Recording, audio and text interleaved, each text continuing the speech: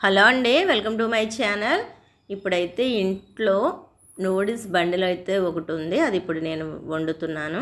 First పొయ్యి మీద నీళ్లు పెట్టుకున్నాను. తర్వాత నూనె ఉప్పు వేసుకుని ఈ నూడిల్స్ ఏవైతే ఉన్నాయో ఆ ముక్కలు ఇరిపేసి వేసాను. అవి దోరగా ఉడకగానే నీళ్ళన్నీ బయటికి పంపేసి కూలింగ్ వాటర్తో ఆ నూడిల్స్ అన్నీ కడిగి పక్కన పెట్టుకున్నానండి. అలా కడగడం వల్ల ఏంటంటే అంటుకోకుండా ఉంటాయి.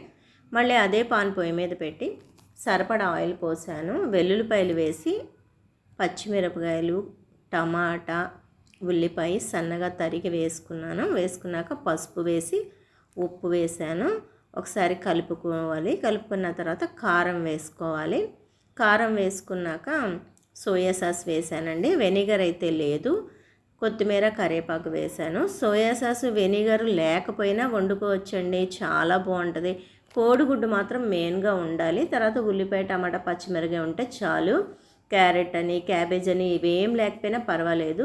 ఇప్పుడు కోడిగుడ్డు ఫ్రై చేసిన తర్వాత నూడిల్స్ ఏవైతే ఉన్నాయో అవి వేసేసి ఒకసారి కలిపేసుకున్నాక నేను బ్లాక్ పెప్పర్ అయితే వేసాను.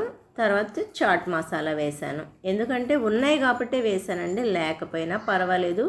సింపుల్గా బయట కొనుక్కోకుండా పిల్లలకి సాయంత్రం పూట ఇలా చేసి పెడితే కంపల్సరీ ఇష్టంగా తింటారు. ఇలా ప్లెయిన్గా అన్నా తినొచ్చు, లేదంటే ఉల్లిపాయ ముక్కలు వేసుకున్నా తినొచ్చు అనమాట. చాలా బాగుంటుంది.